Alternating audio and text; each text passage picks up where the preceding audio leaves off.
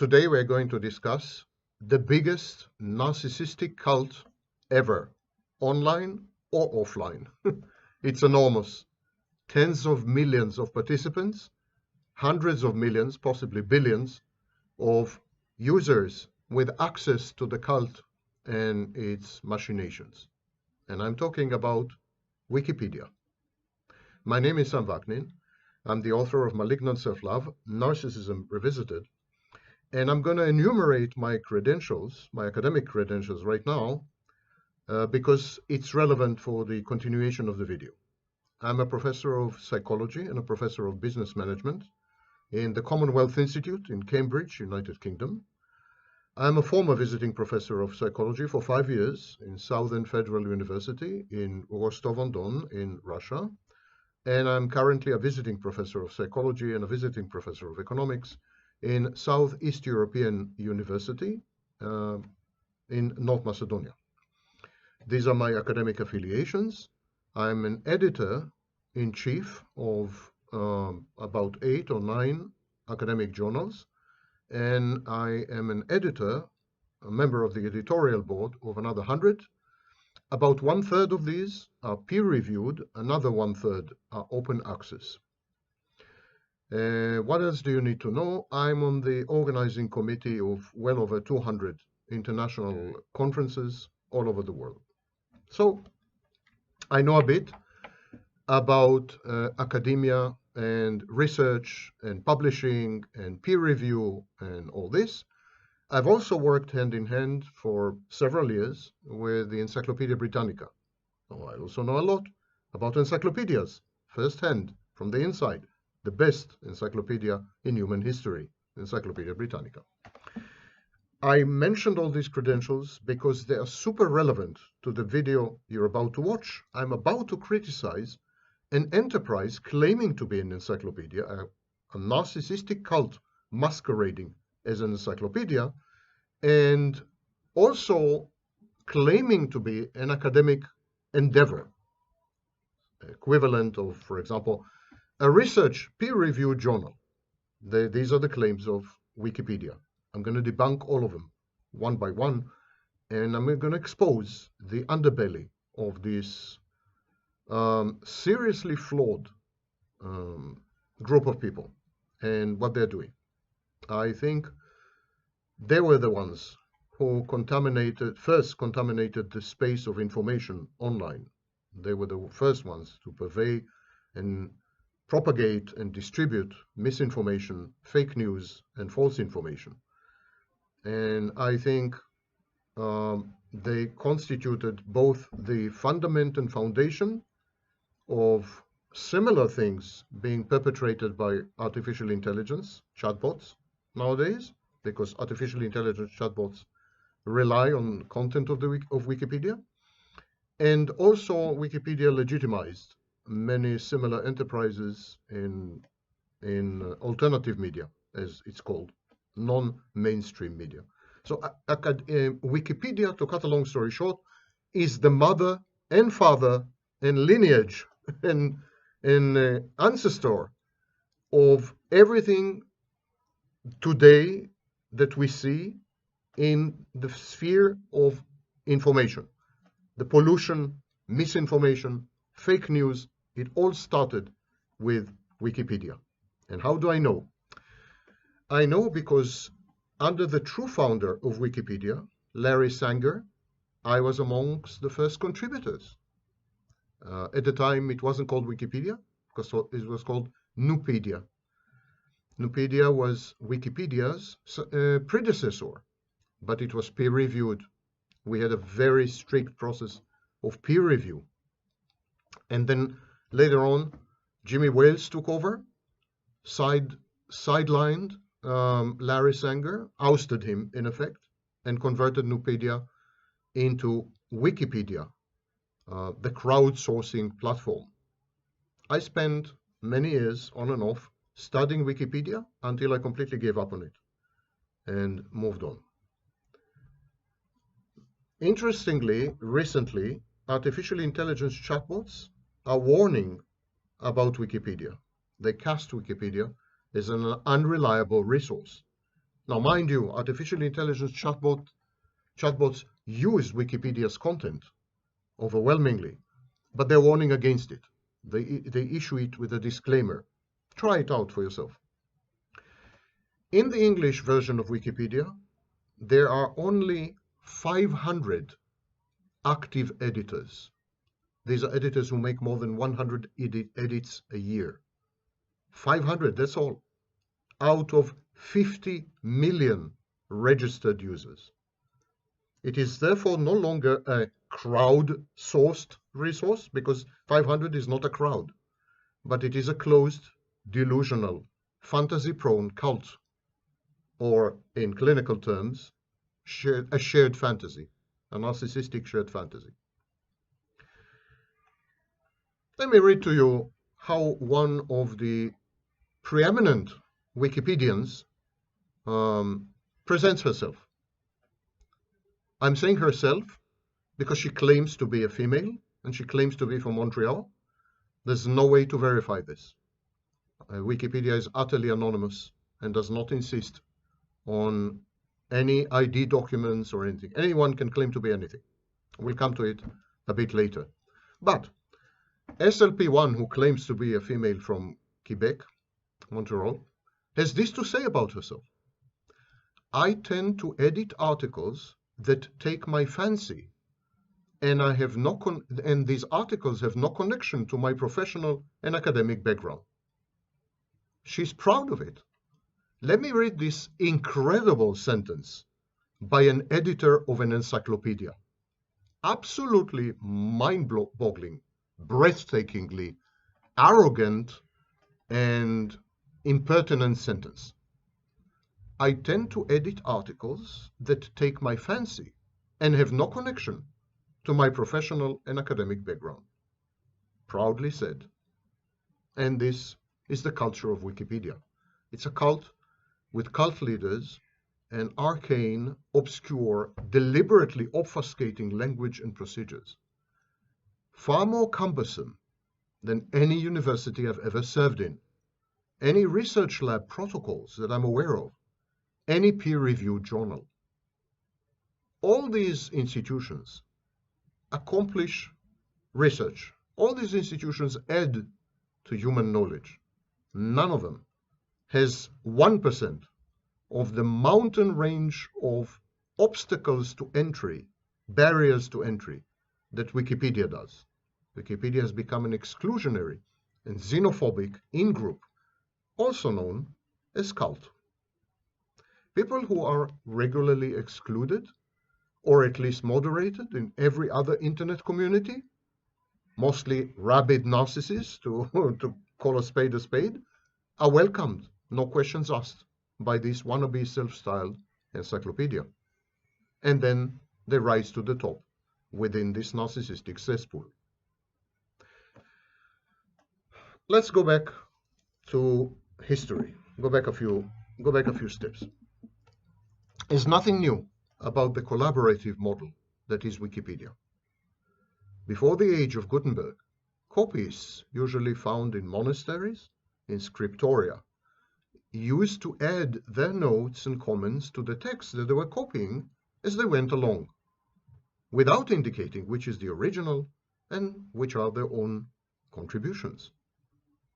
The Talmud has been crowdsourced from hundreds of luminaries over centuries. Its layout resembles the World Wide Web, with text hyperlinks to boot. The Oxford English Dictionary, first published in 1928, was the outcome of 70 years of combined efforts of 2,000 zealous and industrious volunteers.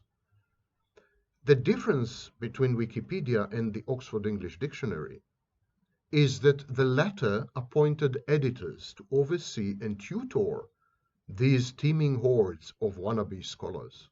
They were gatekeepers. In all these enterprises, there were gatekeepers. Wikipedia has none. What Wikipedia is self-styled editors who openly brag that they know nothing about the topics they're editing. It's the anathema, antithesis, and antonym of an encyclopedia. The concept of mob wisdom or crowdsourcing is equally dated, actually, nothing new. Ancient Greek and Egyptian luminaries from Eratosthenes to Ptolemy relied on eyewitness accounts of travelers to compose their enduring, albeit utterly erroneous, masterpieces. The distinction between layman and expert is a modern invention, an aberration in historical terms. Even so, every scholarly article and book submitted for publication first goes through peer review, scrutiny by qualified experts who suggest additions and amendments to the material. Once published, authors frequently act on input by academics and the wider public. They issue errata, revisions, and new editions to reflect this newly gained knowledge.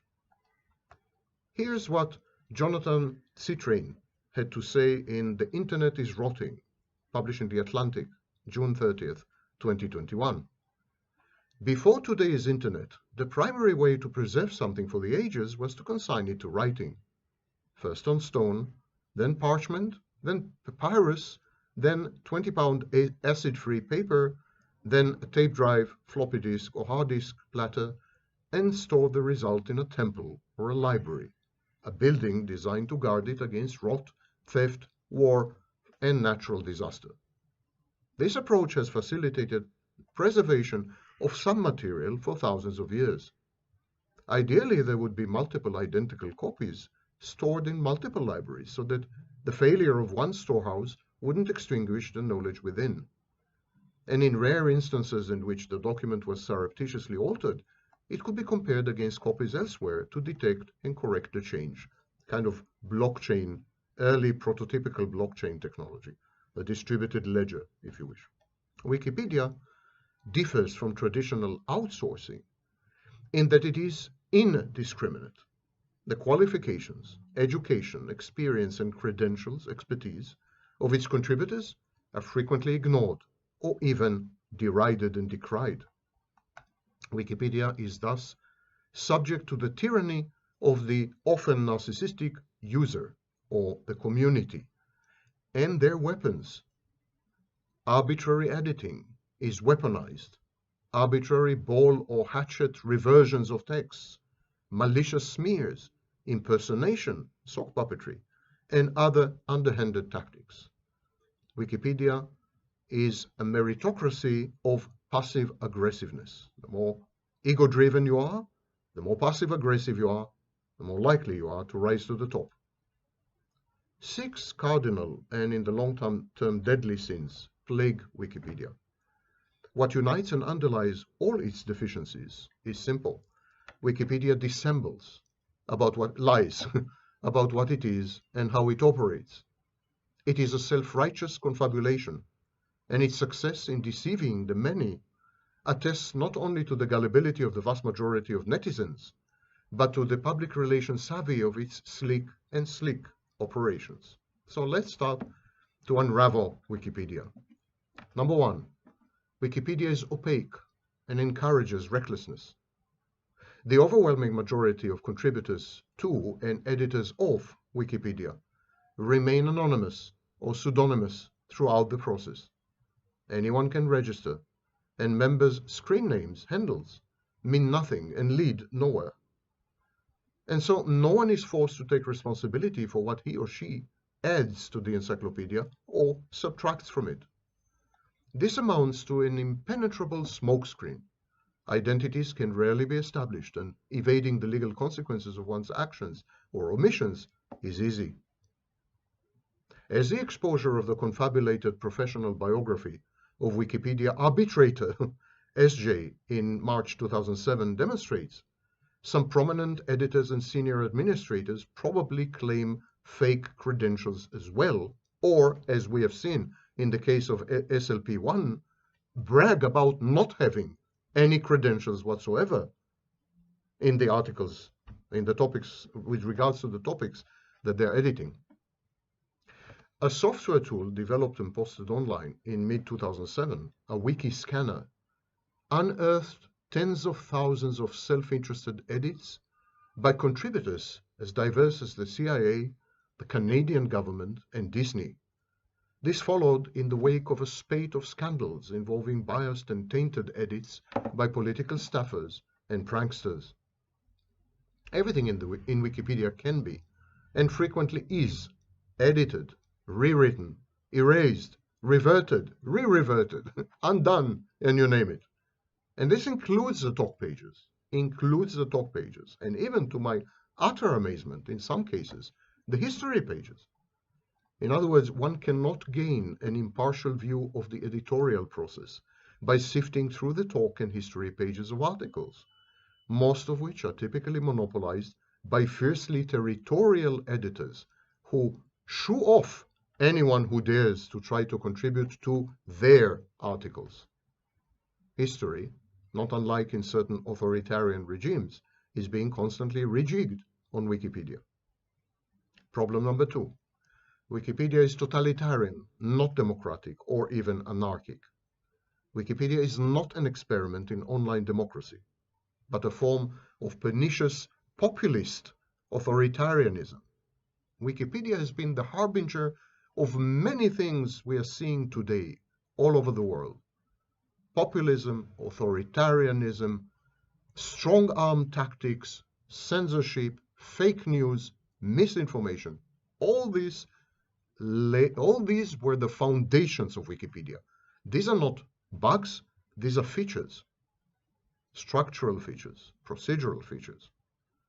Wikipedia espouses two misconceptions. Number one, that chaos can and does lead to the generation of artifacts with lasting value.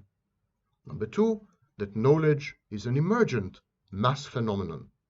But Wikipedia is not conducive to the unfettered exchange of information and opinion that is a prerequisite to both A and B, to both 1 and 2.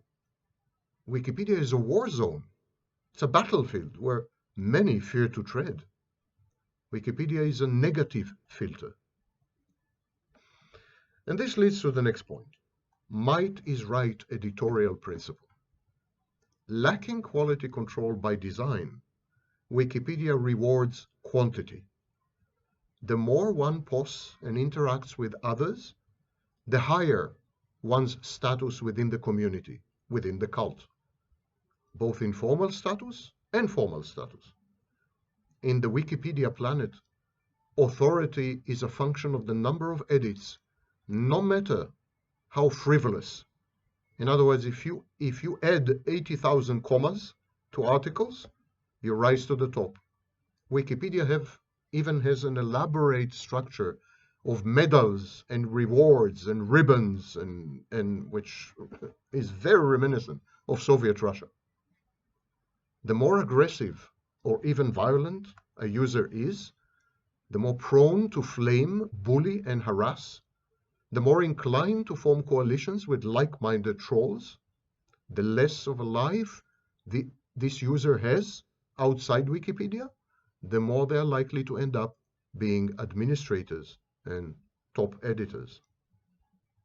The result is erratic editing and highly unstable entries.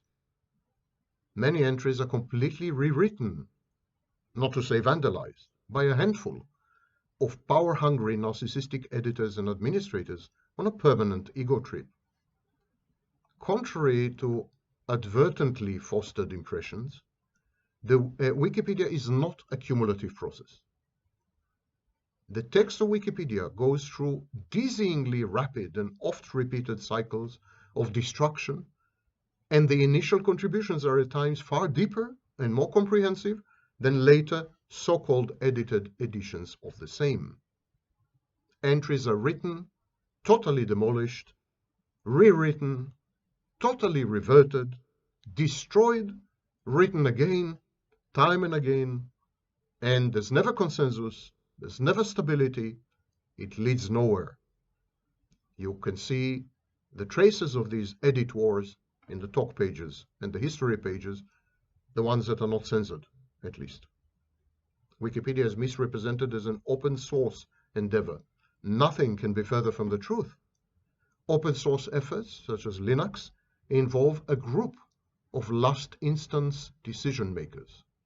These last instance decision makers, the court of last resort, the Supreme Court, if you wish, they coordinate, these people coordinate, vet, they cull the flow of suggestions, improvements, criticism, and offers from the public.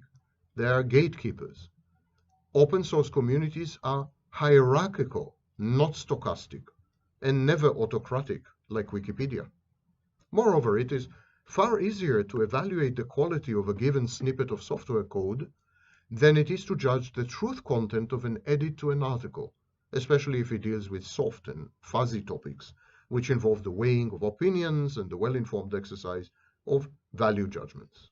Number 3, Wikipedia is against real knowledge. Wikipedia STEM articles, science, technology, mathematics, STEM articles are relatively trustworthy. Studies have shown that they are equal in quality to the Britannica's articles. But these are only the STEM articles, articles that deal with hard sciences such as chemistry and biology and neuroscience and mathematics and physics and so on. Everything else, which is the majority of the articles, including biographies, is highly questionable. Wikipedia's ethos is malignantly anti-elitist. Experts are scorned, rebuffed, attacked, and abused, chased out of the community with official sanction and blessing. The vitriol and diatribes are celebrated. Since everyone is assumed to be equally qualified to edit and contribute, no one is entitled to a privileged position by virtue of scholarships, academic credentials, or even life experience. Bias and prejudice are rampant and all-pervasive, especially in articles that deal with history, politics, and issues such as gender and sexuality. Wikipedia is the epitome and reification of an ominous trend. Internet surfing came to replace real, true, deep, profound research. Online eclecticism supplanted scholarship, and trivia passes for erudition. Everyone is an instant scholar. If you know how to use a search engine, you're an authority. I call it malignant egalitarianism. Wikipedians boast that the articles in their so-called encyclopedia are replete with citations and references. But citations from which sources? And references to which works, which authors? Absent the relevant academic credentials and education, how can an editor tell the difference between information and disinformation, quacks, and authorities, charlatans and scholars and experts, facts and hearsay, truth and confabulation? You need to know what you're talking about. You need to adjudicate based on deep education. SLP1, who brags about not knowing the first thing about the articles she edits, is exactly the case in point. If she knows nothing about the articles she edits, how does she dare edit them? How does she decide which sources are reliable? How does she know which citations to preserve and which citations to omit? They're coming to pick her up. So, editors without the necessary credentials and background should never be allowed to touch articles in fields in which they have no knowledge. And yet this is the norm in Wikipedia. In Wikipedia, the vast majority of editors, perhaps all editors, edit articles they know nothing about. And they make decisions about which sources are reliable, which citations should be included and which excluded, based on what? Gut instinct, intuition, consensus? That's not the way you build an encyclopedia. That's the way you build a trivia house. That's the way you end up having a Reddit or a Quora. Nothing wrong with Reddit and Quora, but they are not claiming to be encyclopedias. Knowledge is not comprised of lists of facts, lists of so-called facts, factoids and rumors, the bread and butter of Wikipedia. Real facts have to be verified, classified, and arranged within a historical and cultural context, and only then do these facts become knowledge. It's a process of transmutation via structure, and structure that relies on prior knowledge. Wikipedia articles read like laundry lists of information gleaned from secondary sources, and they invariably lack context and deep, true understanding of their subject matter. A big portion is completely wrong, misinformation, disinformation, and bias. Wikipedia is at best a sampling of raw material, and artificial intelligence chatbots are much more accomplished at this kind of hoarding than Wikipedia is. Can teenagers write an encyclopedia? This is a relevant question. The vast majority of Wikipedia contributors and editors are under the age of 25. Many of the administrators, senior editors, are in their teens. This has been established by a survey conducted in 2003 and in various recent interviews by Jimmy Wales, the co-founder of the enterprise and its adulterator-in-chief. The truth is that teenagers cannot do the referencing and research that are the prerequisite for serious scholarship, unless you stretch these words to an absurd limit. Research is not about hoarding facts. It is about identifying and applying context and about possessing a synoptic view of ostensibly unrelated data. Teenagers cannot tell hype from fact and fad from fixture. Teenagers lack the perspectives that life and learning, structured, frontal, hierarchical learning, bring with them. They don't even have life experience. Knowledge is not another democratic institution subject to voting. It is hierarchical for good reason. And the hierarchy is built on merit, and the merit is founded on learning, and the learning is built on structure. The structure relies on prior knowledge. And it takes many years to get there. And a teenager can't do it. Simply can't do it. It is not surprising that Wikipedia emerged in the United States, whose so-called culture consists of truncated attention spans, snippets, sound bites, shortcuts, and cliff notes. Wikipedia is a pernicious countercultural phenomenon. It does not elevate or celebrate knowledge. Wikipedia degrades knowledge by commoditizing it and by removing all relevant filters, all credentialed gatekeepers, and the barriers to entry that have proven so essential hitherto. Ironically, Wikipedia imposes barriers to entry which are procedural in nature and are intended to preserve the power of the cabal or the clique that controls Wikipedia. There are no barriers to entry when it comes to knowledge and credentials. There's no gatekeeping. Let me give you an example. Recently, on a discussion list dedicated to psychology, with a largely academic membership, I pointed out a glaring rookie error in one of Wikipedia's articles. I also provided the source. I provided 20 books, academic books, and peer-reviewed academic journal articles, all of them claiming the exact opposite of the statement in Wikipedia. The responses I received were chilling. I have to add that most of the people on the list are Americans. One member told me that he uses Wikipedia to get a rough idea about topics that are not worth the time needed to visit the library or do research. Whether the rough ideas he's getting from Wikipedia were correct or counterfactual seemed not to matter to him. He couldn't care less. Others expressed a mystical belief in the veracity of knowledge, so-called knowledge, assembled by the masses of anonymous contributors to Wikipedia. Everyone professed to prefer the content offered by Wikipedia to the information afforded by the Encyclopedia Britannica, which is written 100% by experts established in their fields. Yes, you heard me correctly. A group of academics, thousands of them, most of them Americans, prefer Wikipedia to Britannica. That's So Wikipedia is an American phenomenon. Two members attempted to disprove my assertion regarding the error in Wikipedia by pointing to a haphazard selection of links on the internet. Not one of them referred to a reputable authority on the subject or to a book.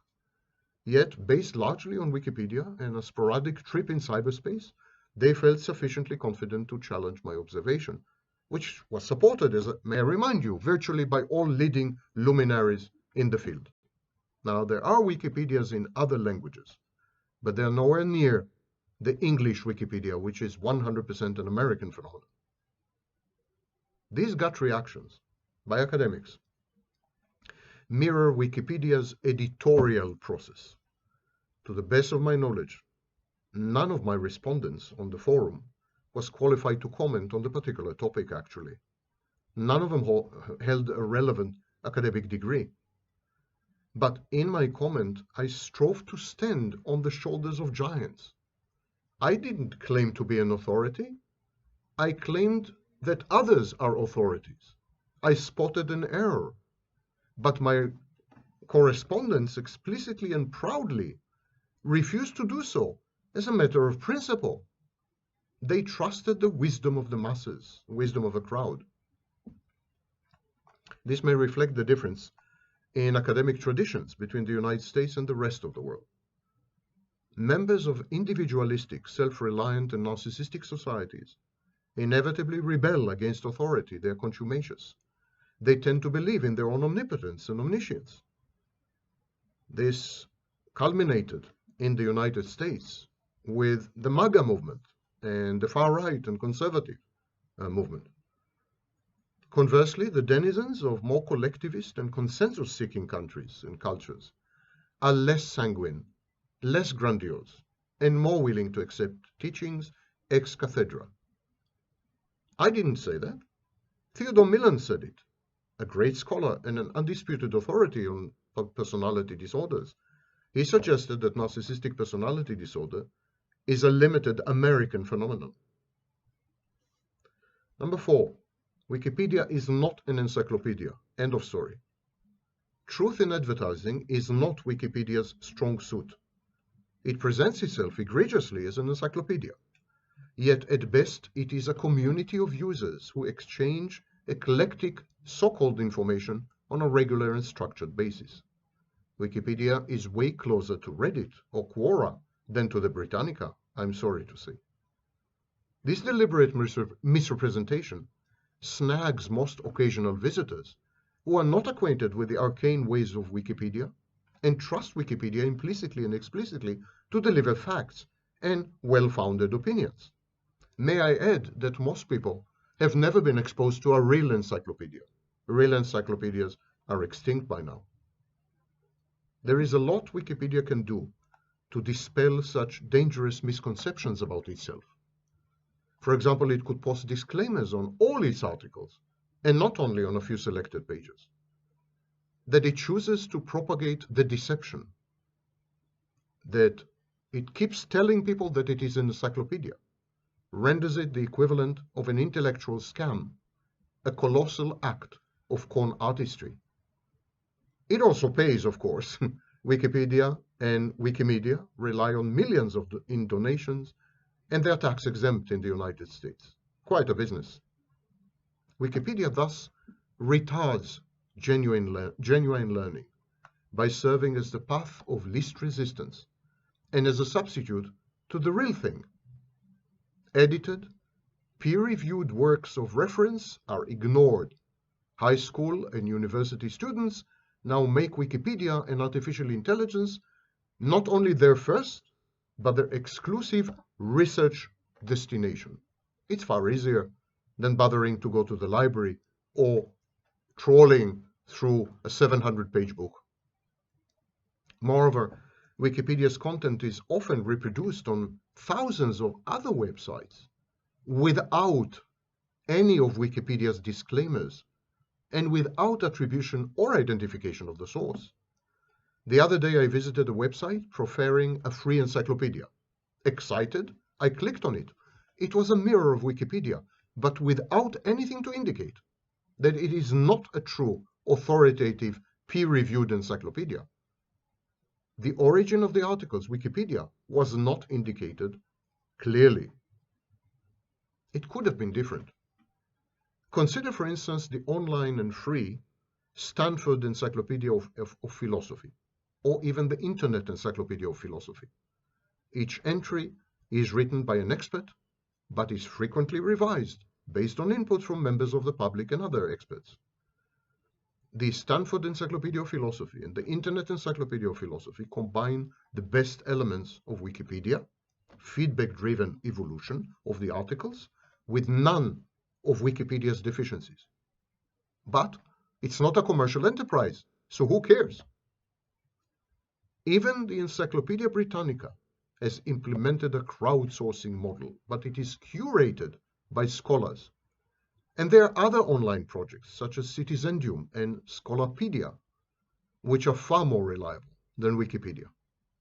And yet they didn't take off, because they don't have the public relations insolence of Wikipedia, and they're not willing to deceive the public. Number 6, Wikipedia is rife with libel and violations of copyright. As recent events clearly demonstrate, Wikipedia is a hotbed of slander and libel.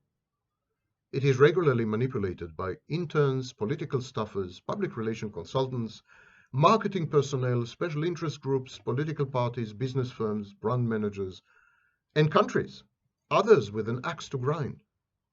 Wikipedia serves as a platform for settling personal and political accounts, defaming, distorting the truth, and rewriting history. Less known is the fact that Wikipedia is potentially and arguably the greatest single repository of copyright infringements.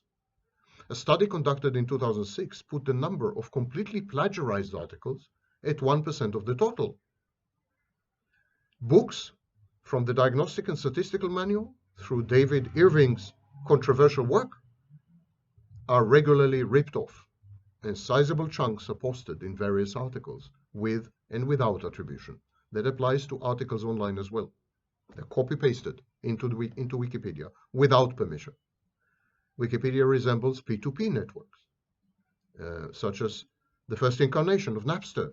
Wikipedia allows users to illegally share pirated content using the application Wiki and the central website, Wikipedia. In this sense, I can't truly see a big difference between Wikipedia and Library Genesis, or perhaps Sci-Hub. In reality, despite its ostentatious and ostensible mediation and dispute arbitration mechanisms, Wikipedia does not provide any effective mechanism to redress wrongs, address problems, and remedy libel and copyright infringements. Wikipedia favors administrators and top editors and suppresses dissent. Editing the offending articles is useless, as these are often restored by the offenders themselves.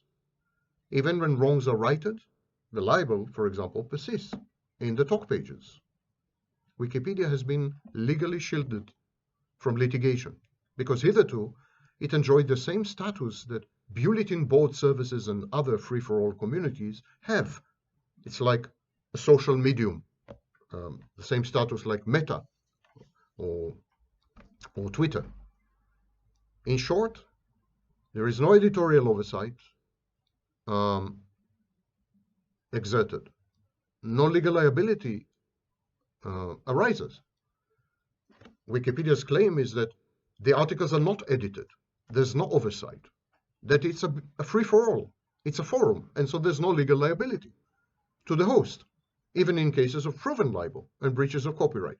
But this claim is false, is a lie. It's a deception. Of course Wikipedia is edited rigorously, closely, structurally, by a tiny group of 500 utterly identifiable people. They are anonymous online, but law enforcement can easily find their identities. Wikipedia has been treading a thin line here as well.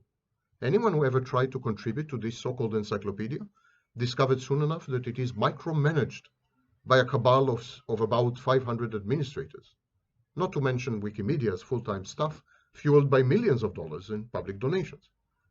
These senior editors regularly interfere in the contents of articles, thousands of them. They do so often without any rhyme or reason and on a whim, hence the chaos. But edit they do. They have editorial power and they exercise it. Therefore, Wikipedia is liable and should not be shielded. The fact and statements by whales that to the effect that Wikipedia is actually regularly edited may provoke victims of Wikipedia into considering class action lawsuits against Wikimedia, Jimmy Wales personally, and their web hosting company, if not Wikipedia. There are already initiatives, including by Larry Sanger, to either revoke the tax exemption of Wikimedia or to force Wikipedia to become way less biased and dictatorial in the so-called editing process. Wikipedia is an edited publication. Its staff is even smaller than many mainstream media. The New York Times is responsible for anything it publishes in its op-ed section. Radio stations pay fines for airing obscenities in call-in shows. Why treat Wikipedia any differently? Perhaps if it is hit in its wallet, Wikipedia will develop the minimal norms of responsibility and truthfulness that are routinely expected of less presumptuous and more inconspicuous undertakings on the internet and in real life.